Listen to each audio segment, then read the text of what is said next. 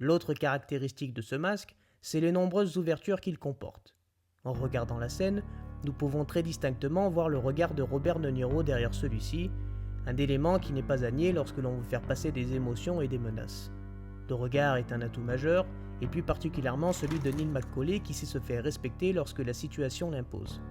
En regardant les nombreux trous sur l'ensemble du masque, celui-ci pourrait s'apparenter à une prison pour son détenteur. Une thématique qui reviendra très souvent chez Neil McCauley qui cherchera désespérément le dernier casse avant de prendre la fuite à l'étranger et plus particulièrement aux Fidji avec la jeune femme qu'il vient tout juste de rencontrer, Eddie.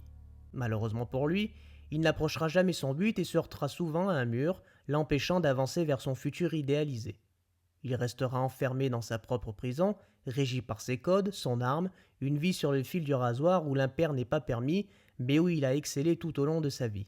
Une vie où il n'est pas permis de s'attacher à quelqu'un si tu n'es pas capable de t'en débarrasser en moins de